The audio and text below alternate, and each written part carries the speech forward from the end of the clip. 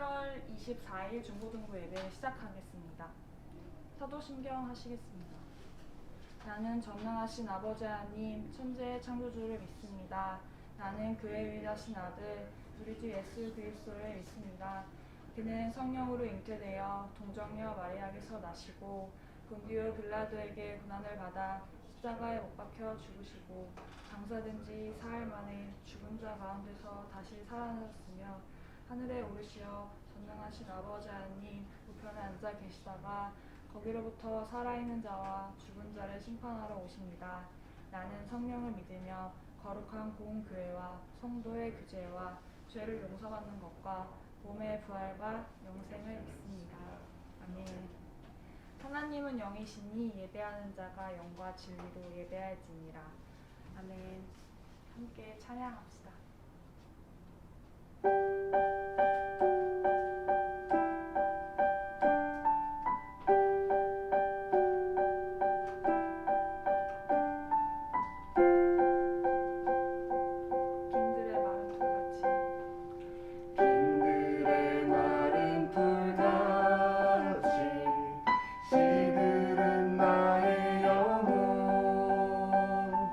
주님의 허락한 성령 간절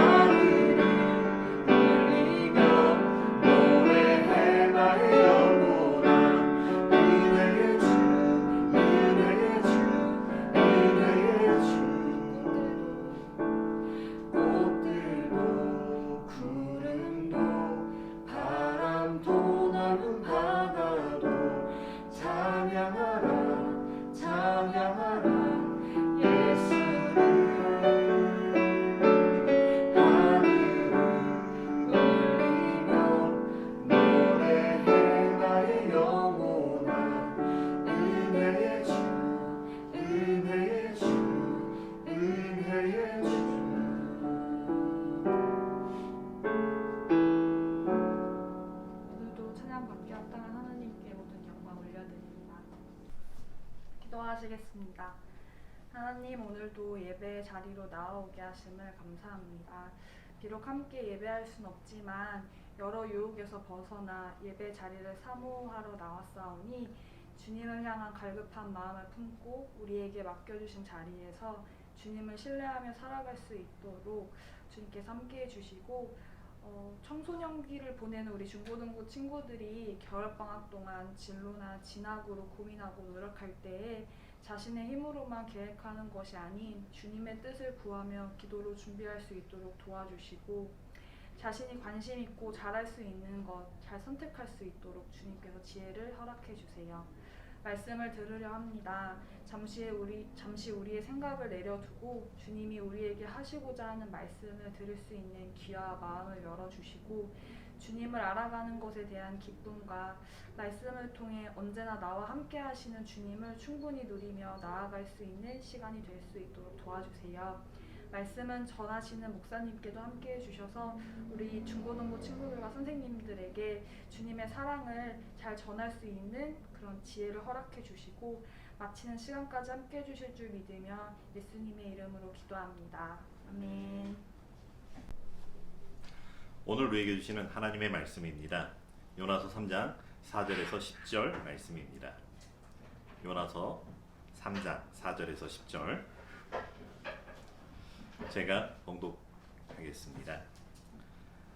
요나가 그 성읍에 들어가서 하루 동안 다니며 외쳐 이르되 40일이 지나면 니느웨가 무너지리라 하였더니 니느웨 사람들이 하나님을 믿고 금식을 선포하고 높고 낮은 자를 막론하고 굵은 베옷을 입은지라.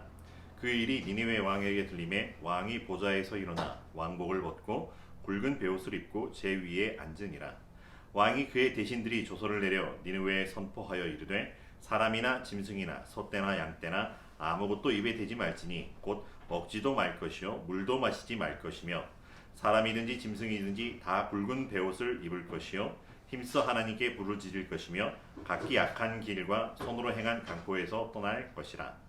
하나님이 뜻을 돌이키시고 그 진노를 그치사 우리가 멸망하지 않게 하시리라.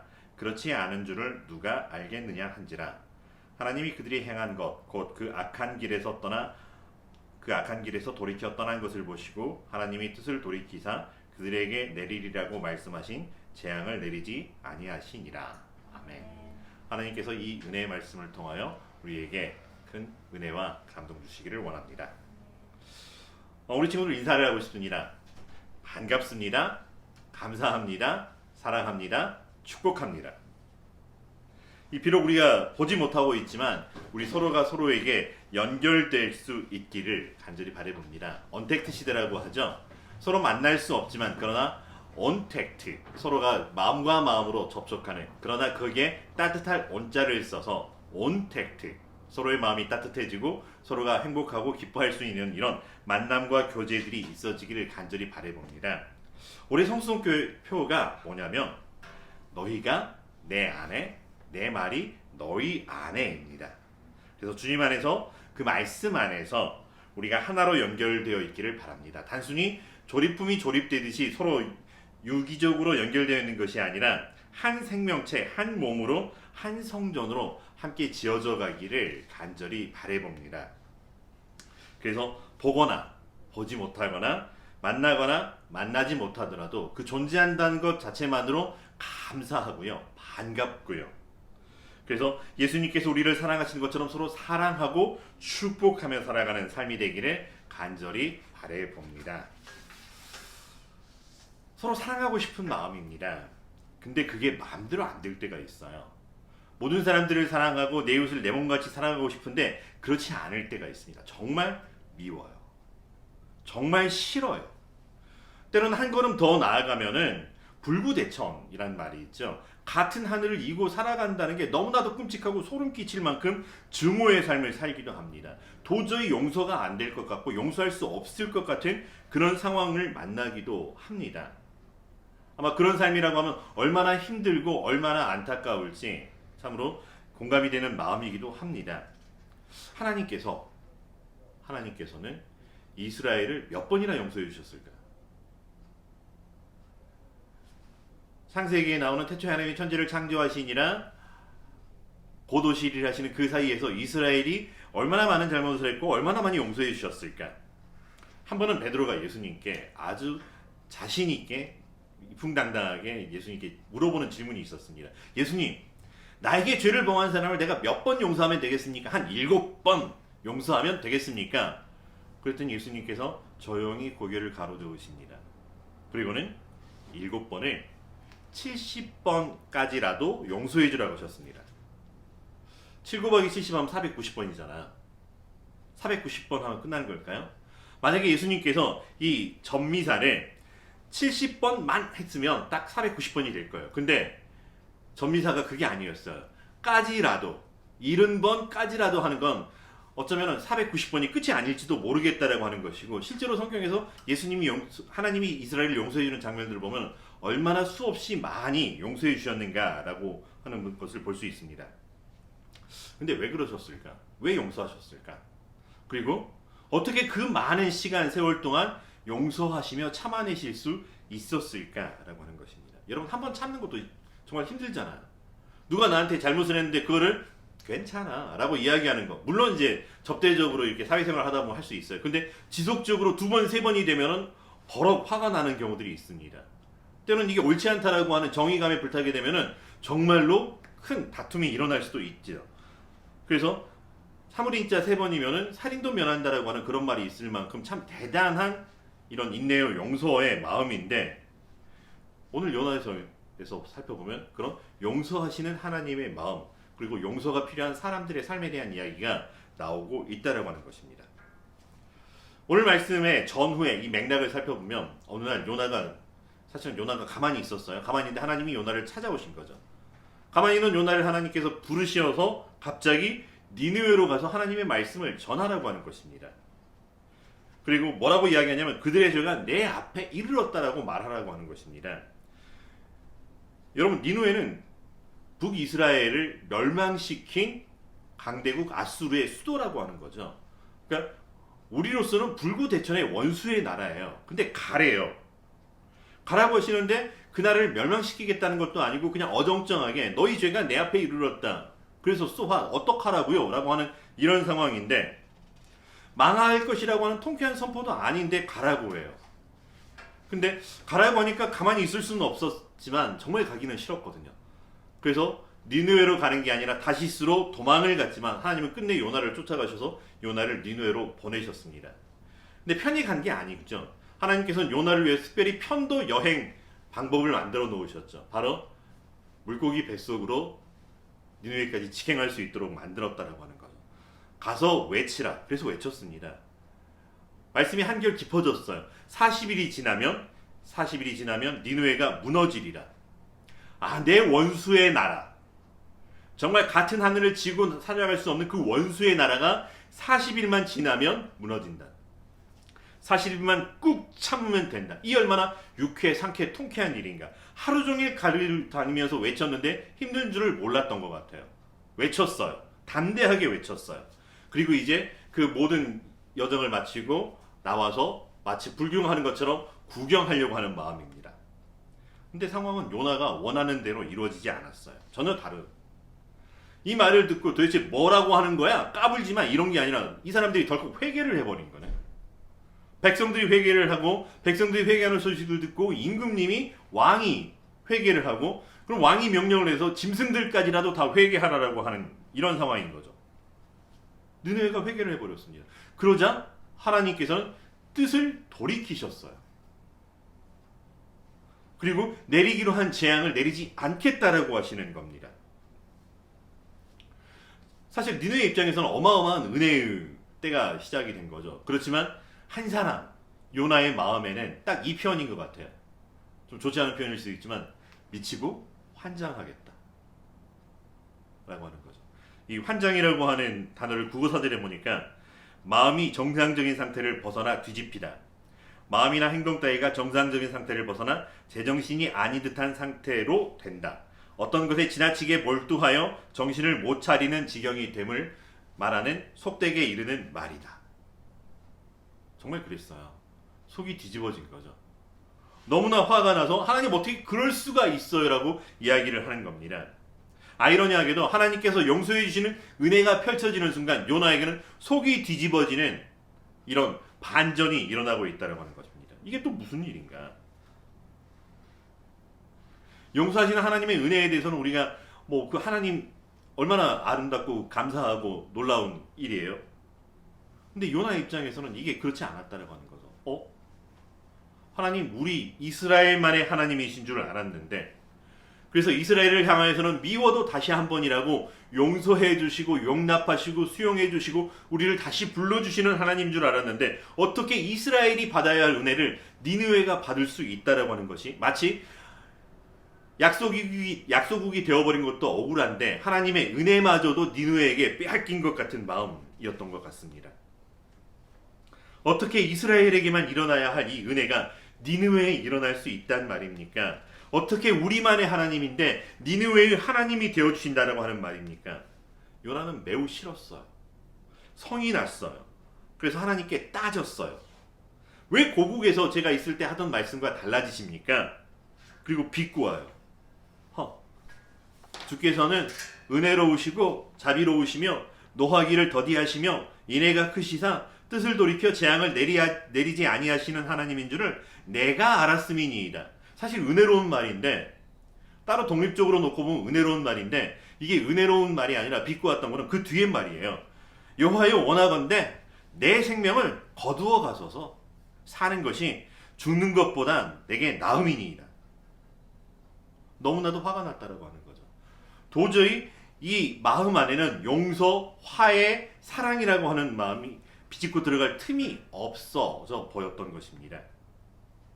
그런 요나를 향하여 하나님은 이제 요나서의 마지막에 이렇게 이야기를 하십니다. 내가 수고도 아니하였고 재배도 아니하였고 하룻밤에 났다가 하룻밤에 말라버린 이 박농풀을 아꼈거든.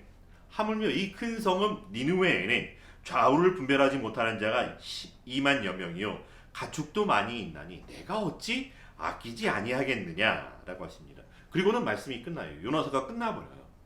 그 다음이 어떻게 전개되었을지 정말 궁금해요. 과연 요나가 니느웨를 용서하고 화해하는 마음을 갖게 되었을지, 만약에 천국에 간다면 요나에게 여쭤보고 싶어요. 저기 요나 선지자님, 그때 어떠셨던 마음이에요? 어떻게 용서를 이룰 수가 있었던 거죠? 라고 물으면 뭐라고 대답하실까 싶어요. 하나님께 정말 용서가 이렇게 쉬운 걸까? 우리에게는 용서한다라고 하는 것이 정말 이렇게도 어려운 일인데, 정말로 가슴이 찢어질 것 같고 삶이 무너져 버릴 것 같은 그런 참담한 마음속인데, 그래서 용서한다라고 하는, 누군가에게 손을 내밀어 악수를 한다라고 하는 게 정말 쉽지 않은 상황인데 하나님은 어떻게 이렇게 쉽게 용서를 해줘 버리시는 걸까? 도대체 하나님 뭘 보고 니느웨를 용서를 해주신 걸까? 도대체 니느웨가 용서를 받아야 할 근거가 뭐가 있다라고 하는 말입니까? 회개를 했기 때문에요? 도대체 그들이 뭘 얼마나 알아서요? 하루 만에 단지 하나님께서 40일 후에 멸망하게 하리라 그 이야기를 듣고 하나님을 믿었다고, 도대체 얼마나 믿었다라고 그러십니까? 거기 사람들이 많아서요 12만여 명, 단순히 사람 많은 것이 용서와 무슨 상관이 있습니까? 하나님, 구원받아야 할 사람들이 거기 남아있기 때문에요. 참 회개가 일어나지 않고 하나님 선택한 백성들도 아닌데 그 안에서 그렇게 해야 된다고요? 한 영혼이, 천하보다 귀한 한 영혼이 멸망하는 것을 참아보지 못하시기 때문에 그런가요? 그래서 십자가에서 예수님과 함께 못 박혔던 그 강도가 아니라 주님 낙원에 가실 때 나를 기억하시옵소서라고 하는 그 한마디 때문에 구원해 주셨던 그 하나님의 은혜의 용서 때문인가요? 많이 따져보고 또 많이 고민을 해봅니다. 근데 명확하고 분명하고 정확한 이유가 뭘까? 왜 용서를 받을 수 있는 걸까? 라고 하는 마음입니다. 근데 어찌 보면은 이해하고 싶다라고 하지만 아직 내 마음에서 그들을 용서하지 못했기 때문에 하나님이 우리에게 주신 답을 발견하지 못한 건 아닌가 돌이켜봅니다. 하지만 분명한 것은 하나님께서 니느웨를 용서하셨다라고 하는 것, 그리고 이 용서가 단순히 가볍지 않다라고 하는 것입니다. 하나님의 용서에는 그냥 기분에 따라서 그냥 사람들이 하는 것 보고 오케이 내가 용서해 줄게 기분을 쓰시는 게 아니었다라고 하는 것입니다. 하나님이 용서를 위하여 지불하셔야 했던 그 대가는 생명입니다.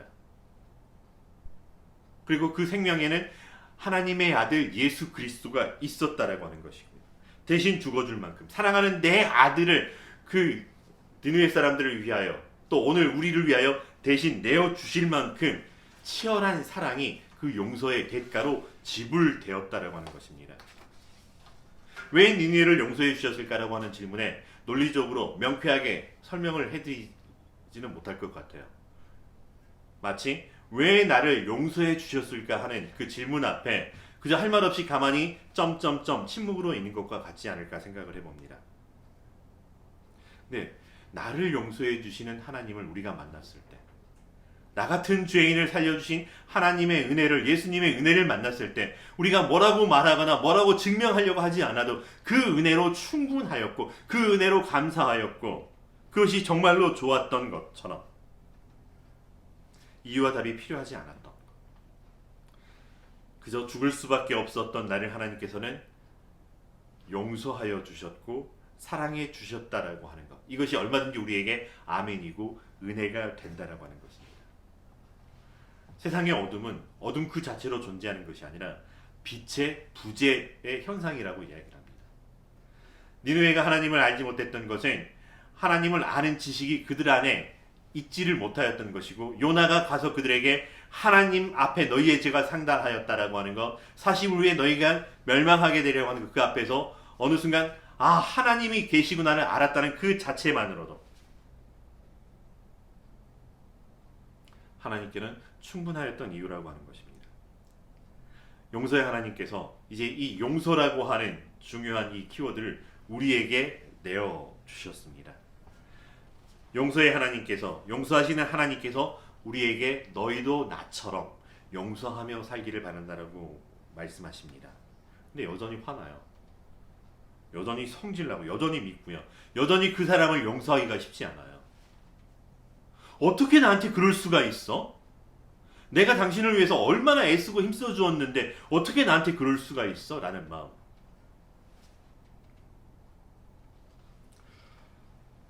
하지만 하나님의 용서는 이미 준비되었고 이미 대가를 치루었고 그래서 우리를 통해서 그 용서가 하나님의 나라 안에 하나님의 사람들을 통해서 구원받아야 할 사람들에게 전파되기를 간절히 바라셨다라고 하는 것.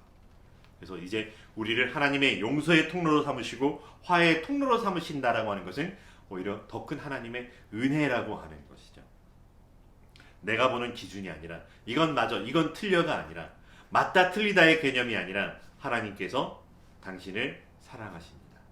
하나님께서 당신을 용서하셨습니다. 나는 힘들지만 그럼에도 불구하고 이미 하나님께서 당신을 용서하셨습니다라고 하는 것을 기억하기를 바랍니다. 그래서 그 용서의 통로가 되고 분열과 다툼이 있는 곳에 서로 미워하고 원망이 있는 곳에 화해와 용서의 하나님 임재의 자리가 되기를 간절히 바라봅니다.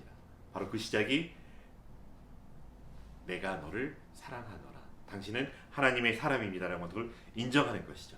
그래서 이제는 내가 보는 기준이 아니라 하나님이 보시는 것처럼 너희 안에 이 마음을 품하였던 예수 그리스도의 마음으로 우리가 누군가를 바라보고 누군가를 대할 수 있게 되기를 간절히 바라봅니다. 사랑합니다. 용서합니다. 용서해 주세요. 라고 하는 마음.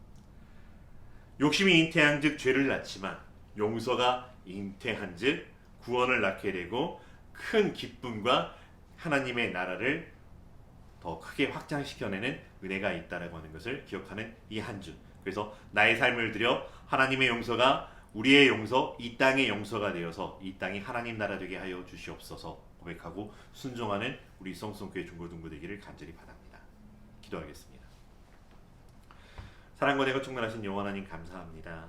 우리가 무엇이 간데 나를 찾아오셔서 나와 함께 계셔 주시고 나와 함께 주시면서 참으로 부끄럽고 민망한 나의 죄까지도 다 용서하시며 내가 너와 함께 하노라 내가 너의 하나님이라 말씀하여 주시는지요.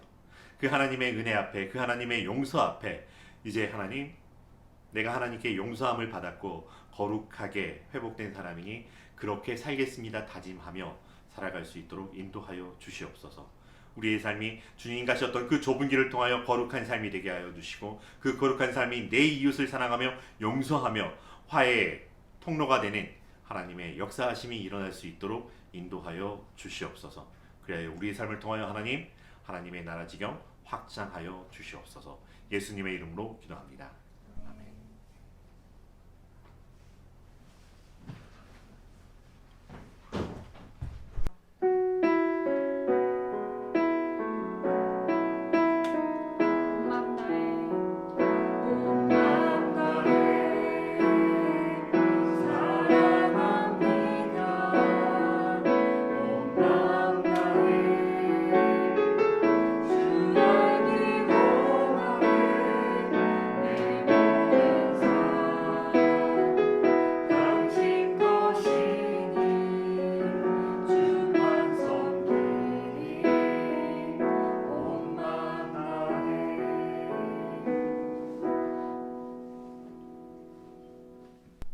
기도하겠습니다. 사랑과 은혜가 충만하신 여호와 하나님, 우리의 하나님이 되어 주시고 우리를 용서하여 주시고 늘 품어 안아 주시고 우리를 하나님께로 돌아갈 수 있음을 알려 주신 은혜 감사합니다. 그 하나님, 우리 하나님이신 것 감사하며 10의 1조로 여러 가지 감사의 제목으로 목적 헌금으로 또 주일 예물로 이 시간 주님께 드리오니 우리와 우리의 예물을 주님 기뻐 받아 주시옵소서. 이 예물이 사용되는 곳곳마다 사람들에게 우리가 돌아갈 하나님의 품이 있다라고 하는 것을 기억하게 하여 주시고 하나님 우리를 이처럼 사랑하시고 용납하여 주신다라고 하는 것을 알게 하여 주시고 그래서 하나님의 나라 지경이 확장되는 것에 아름답게 사용되게 하여 주시옵소서. 비록 작은 것을 드렸지만 더 크고 풍성하고 아름다운 것으로 드러내는 우리의 삶이 될 수 있도록 우리를 인도하여 주시옵시고 우리의 삶이 날마다 그리스도의 장성한 분량에 이르도록 인도하시고 순종케 하여 주시옵소서. 이제는 우리 주 예수 그리스도의 은혜와 하나님의 무한하신 사랑과 성령님의 인도하시고 교통하시는 그 역사하심이 하나님이 누구이신지 분명히 깨달아 알고 우리가 돌아가야 할 하나님을 향하여 하나님과 함께 늘 살면서 나의 하나님, 나와 함께 하시는 하나님, 나를 용서하시고 용납하여 주시고 하나님의 자녀 삼아 주신 하나님 감사합니다 고백하면서 하나님의 자녀답게 살기로 다짐하는 주의 거룩한 자녀 위에 그들의 삶의 터 위에 이 나라 이 역사 이 시대 위에 이대로 영원히 함께 계시기를 간절히 축원하옵나이다. 아멘. 안녕하세요, 중고등부 여러분. 겨울방학 즐겁게 보내고 계신가요? 선생님은 방학이 없어서 여러분이 너무 부럽네요. 그럼 이번 주 광고 소식 전해드리도록 할게요. 오늘은 특별한 광고가 하나 있어요. 바로 다음 주 1월 31일부터는 저희가 대면 예배를 드릴 수 있게 되었어요. 예배 시간과 장소는 전에도 공지 드렸던 것처럼 주일 오전 11시, 그리고 장소는 교회 3층 로뎀나무 카페에서 중고등부 예배를 드리게 된답니다. 중고등부 예배를 위해서 뒤에 현수막도 저희가 준비를 했어요.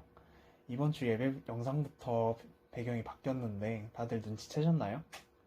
너희가 내 안에, 내 말이 너희 안에. 올해 성수동교회 표어니까 다들 꼭 기억해 주시고, 그럼 이번 한 주도 잘 보내시고 다들 감기 조심하시고 코로나 조심하시고 우리 다음 주에 교회에서 만나요. 안녕.